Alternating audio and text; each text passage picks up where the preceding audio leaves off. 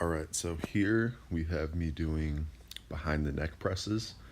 Now, the weird thing about this is when I got into the gym, there was somebody who was already there, and so I couldn't use this squat rack here.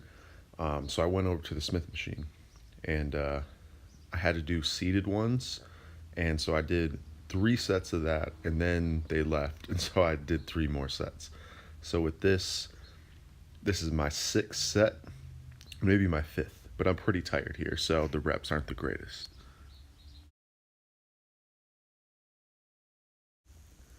All right, and here is my first set of 10 on squat. So this is 295. Last week I did 275. I don't plan to be doing this squats and milk thing for super long, so I wanted to bump the weights up at a more aggressive pace. So I'm probably going to do 20 pounds per week. And considering I alternate between squats and deadlifts, it'll probably just stay at 20 pounds. Now, at one point, I was able to do 315 for 20 pretty bad reps, but they were at least partial reps. So I think sets of 10, I should be able to jump up to a pretty high weight here. So the depth on these felt pretty good, honestly. My mobility felt pretty good walking to the gym. My knee did kind of hurt, but it didn't seem to really affect my squats here. And overall, both of these sets weren't too challenging. I was able to get through them pretty easily with decent form, at least by my standards.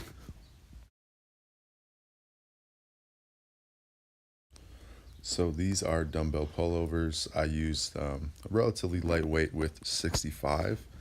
I usually, at least when I did this prior, I was using 40. And, I thought I'd bump it up to something a little bit more challenging.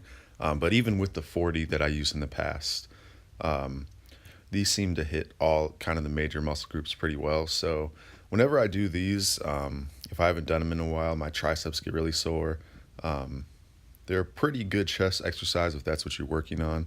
And I also feel them in the lats, which is definitely something that I've been trying to improve recently. So I figured, these are more of like a cool down exercise, but I thought that they hit the muscle groups well enough where I would bump it up to something that is, somewhat challenging. I do kind of struggle to get all 20 reps pretty consistently when I use 65, but I'm also able to get a pretty good contraction all the way through. So I think 65 is a pretty good weight.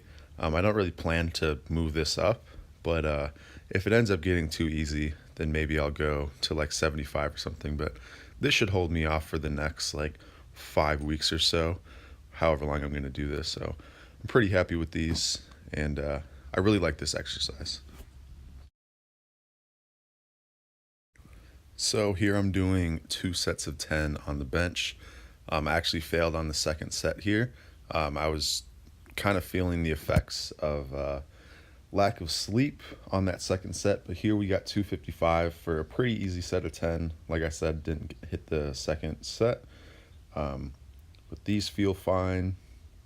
Um, I'm struggling with my grip a little bit, but other than that, I'm liking the strength progression here. 255 is a pretty good number for 10. So this is the point in the workout where I really just started to feel fatigued. This is kind of my first bad workout in a while. But basically, after the squats, my legs are pretty tired. So my legs start shaking like crazy here, and I'm not able to get good reps. So the next 2 sets that I did were pretty fine, but this one looks really bad.